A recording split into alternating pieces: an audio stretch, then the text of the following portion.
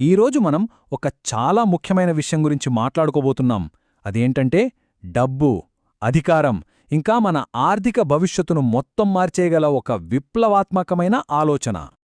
ఒక క్షణం ఆలోచించండి. ఒకవేళ రేపు పొద్దున్నే మీ బ్యాంక్ అకౌంట్ ఫ్రీజ్ అయిపోతే మీ డబ్బు మీద మీకు ఎంత కంట్రోల్ ఉంటుంది? వినడానికి కొంచెం ఇబ్బందిగా ఉండొచ్చు, కానీ ఇది చాలా చాలా ముఖ్యమైన ప్రశ్న. అసలు మన డబ్బు నిజంగా మనదేనా, లేక దాని కంట్రోల్ అంతా ఒక సిస్టమ్ చేతిలో ఉందా? ఈ ఒక్క ప్రశ్న మీదే ఈరోజు మన విశ్లేషణ మొత్తం ఆధారపడి ఉంది. మొదట్లోనే ఒక విషయం క్లియర్ చేద్దాం. ఇది ఏదో క్రిప్టో టిప్స్ ఇచ్చే విశ్లేషణ కాదు. ఫలానా కాయిన్ కొనండి అని చెప్పడానికి అస్సలు కాదు. మన ఉద్దేశం ఒక్కటే: డబ్బు గురించి మనం ఆలోచించే విధానాన్ని, ఆ మైండ్ సెట్ని పూర్తిగా రీసెట్ చేయడం. సరే, మన మొదటి సెక్షన్లోకి వెళ్దాం. అసలు డబ్బు అంటే ఏంటి? చాలామందికి డబ్బు అంటే కరెన్సీ నోట్లు, కాయిన్స్ అంతే. కాని అది నిజం కాదు. డబ్బు అనేది ఒక సిస్టమ్, మన జీవితాల్ని కంట్రోల్ చేసే ఒక పవర్ఫుల్ సిస్టమ్. చూడండి, ఈ సిస్టమ్ ఏం చేస్తుందంటే మన నిర్ణయాల్ని కంట్రోల్ చేస్తోంది, మన స్వేచ్ఛను కంట్రోల్ చేస్తోంది, చివరికి మన భవిష్యత్తును కూడా కంట్రోల్ చేస్తుంది. ఇది చాలా సింపుల్. డబ్బు ఎవరి చేతిలో ఉంటే పవర్ కూడా వాళ్ళ చేతిలోనే ఉంటుంది, అంతే. సరే, ఈ సెంట్రలైజేషన్ సమస్యకు పరిష్కారం లేదా? ఉంది. అదే టెక్నాలజీతో వచ్చిన ఒక విప్లవం. అదే మన నెక్స్ట్ సెక్షన్: మ్యాథ్సే కొత్త నమ్మకం. ఈ సమస్యలన్నీ చూశాక కొందరు కొన్ని చాలా పెద్ద ప్రశ్నలు వేశారు. అసలు బ్యాంకు అనేదే లేకుండా డబ్బు సాధ్యమేనా? ఏ మనిషిని, ఏ కంపెనీని నమ్మకుండా మనం మన విలువను కాపాడుకోగలమా? ఈ రెండు ప్రశ్నలే బ్లాక్ చైన్ అనే ఒక అద్భుతమైన ఆవిష్కరణకు దారితీశాయి. దానికి సమాధానమే బ్లాక్ చైన్. సతోషి నకమోటో అనే పేరుతో ఒక ఐడియా వచ్చింది. ఆ ఐడియా ఏంటంటే, మనం ఇకపై మనుషుల్ని గాని, పెద్ద పెద్ద సంస్థల్ని గాని నమ్మక్కర్లేదు. మనం నమ్మాల్సింది మ్యాథ్స్ని, కోడ్ని. ఎందుకంటే దాన్ని ఎవరూ మార్చలేరు, మోసం చేయలేరు. అలా మొదలైందే బిట్కాయిన్. అది డిజిటల్ గోల్డ్ లాంటిది.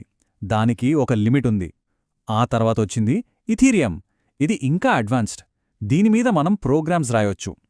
సో ఇప్పుడేమైందంటే, విలువ ఒకరి నుంచి ఇంకొకరికి వెళ్లడానికి మధ్యలో ఎవరి పర్మిషన్ అక్కర్లేదు. ఇదే అసలైన డీసెంట్రలైజేషన్. పవర్ ప్రజల చేతుల్లోకి రావడమంటే ఇదే. అయితే ఈ పవరంతా ఒకే చోటికి ఎలా వచ్చింది? ఇది అర్థం చేసుకోవాలంటే మనం కొంచెం చరిత్రలోకి వెళ్ళాలి.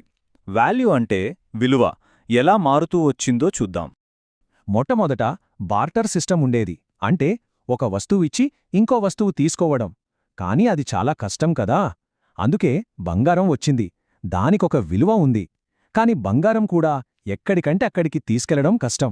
అప్పుడు ప్రభుత్వాలు సీన్లోకొచ్చాయి. మీ బంగారం మా దగ్గర సేఫ్గా ఉంటుంది, దానికి బదులుగా ఈ కాగితం తీసుకోండి అని పేపర్ మనీ ఇచ్చాయి. ఇక్కడే నమ్మకం అనే కాన్సెప్ట్ మొదలైంది. ఆ తర్వాత బ్యాంక్సొచ్చాయి. మన డబ్బుని, లెక్కల్ని, మొత్తం కంట్రోల్ని అన్నీ వాళ్లే తీసేసుకున్నారు. సో ఏం జరిగిందంటే, వాల్యూ, ట్రస్ట్, పవర్, ఈ మూడు చాలా ముఖ్యమైన విషయాలు అన్నీ ఒకే చోటికి చేరాయి. ఎక్కడా? బ్యాంకుల్లో. అంటే మొత్తం సెంట్రలైజ్ అయిపోయింది. ఎప్పుడైతే అన్నీ ఒకే చోట ఉంటాయో అక్కడే అసలు సమస్య మొదలవుతుంది. దీనికి బెస్ట్ ఎగ్జాంపుల్ 2008 ఫైనాన్షియల్ క్రైసిస్. జనాలు గుడ్డిగా నమ్మిన పెద్ద పెద్ద బ్యాంకులు కూలిపోయాయి. లక్షల మంది తమ జీవితాంతం కష్టపడి సంపాదించుకున్న డబ్బును కోల్పోయారు. ఆ రోజే తెలిసొచ్చింది, ఈ సెంట్రలైజ్డ్ సిస్టంలో ఎంత పెద్ద ప్రమాదం దాగి ఉందో. ఇక్కడ మనం గుర్తుపెట్టుకోవాల్సిన ఒకే ఒక్క పాయింట్: పవర్ ఎప్పుడు సెంటర్లో ఉంటే అక్కడ డేంజర్ ఉంటుంది. ఇది చాలా సింపుల్ రూల్. ఈ విశ్లేషణ మొత్తంలో ఇదే కీ పాయింట్. ఓకే, ఈ కాన్సెప్ట్ని ఇప్పుడు ప్రాక్టికల్గా చూద్దాం. క్రిప్టోలో 2 రకాల సిస్టమ్స్ ఉంటాయి. ఒకటి సెంట్రలైజ్డ్ ఎక్స్చేంజ్ అంటే సిఈఎక్స్. రెండోది డీసెంట్రలైజ్డ్ ఎక్స్చేంజ్ అంటే డిఈఎక్స్. అసలు ఈ రెండింటికి తేడా ఏంటి చూద్దాం. ఈ రెండింటి మధ్య తేడా కేవలం టెక్నాలజీలోనే కాదు, ఆలోచనా విధానంలోనే ఉంది. సిఈఎక్స్ అంటే అది పాత బ్యాంక్ లాంటిదే, కాకపోతే దానికి క్రిప్టో అనే కొత్త పేరు పెట్టారు. అంటే మీ డబ్బు కీజ్, కంట్రోల్ అంతా వాళ్ల చేతిలోనే ఉంటుంది. మనం ఆ కంపెనీని నమ్మాలి. ఇది వెబ్ 2 మైండ్ సెట్. మరి డిఎక్స్, అక్కడ కీజ్ మన దగ్గరే ఉంటాయి, కంట్రోల్ మన చేతిలోనే ఉంటుంది. మనం కంపెనీని కాదు, కోడ్ని నమ్ముతాం, మ్యాథ్స్ని నమ్ముతాం. ఇదే వెబ్ 3 మైండ్ సెట్. సిఈఎక్స్ల రియాలిటీ ఏంటో చూద్దాం.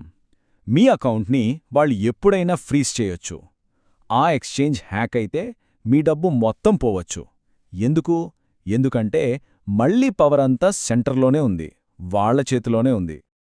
అదే డెక్స్ల వైపు చూస్తే సీన్ మొత్తం వేరేలా ఉంటుంది. ఇక్కడ సైనప్, కేవైసీ లాంటివి ఏమీ ఉండవు.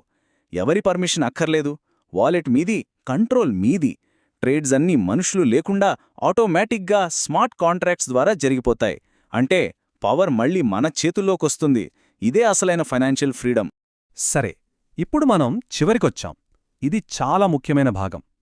ఇప్పటిదాకా మనం మాట్లాడుకున్నదంతా ఒక్క కేள்వికి దారితీస్తోంది. అసలు అధికారం ఎవరి చేతుల్లో ఉంది? ఈ ఫ్రీడమ్ ఈక్వేషన్ చాలా సింపుల్. పవర్ సెంటర్లో ఉంటే డేంజర్. అదే పవర్ నెట్వర్క్లో అంటే అందరి దగ్గరుంటే అక్కడ ఫ్రీడమ్ ఉంటుంది. సిఈఎక్స్కి డిఎక్స్కి ఉన్న అసలైన తేడా ఇదే. టెక్నికల్ డీటెయిల్స్ కాదు, ఈ ఆలోచనే ముఖ్యం. ఫైనల్గా చెప్పేదేంటంటే, ఇది క్రిప్టో గురించి కాదు. ఇది మన డబ్బు, మన పవర్, మన స్వేచ్ఛ గురించి, మన చుట్టూ ఉన్న సిస్టమ్స్ని మనం చూసే విధానాన్ని మార్చుకోవడం గురించి. ఒక్క విషయం గుర్తుంచుకోండి, డబ్బు ఎవరి చేతిలో ఉంటుందో భవిష్యత్తు కూడా వాళ్ల చేతిలోనే ఉంటుంది. మరి ఆ అధికారం మన చేతుల్లో ఉండాలా, లేక ఎవరో నడిపే సెంట్రల్ సిస్టమ్ చేతుల్లో ఉండాలా? ఆలోచించాల్సిన సమయం ఇదే. Please like, share, subscribe our channel.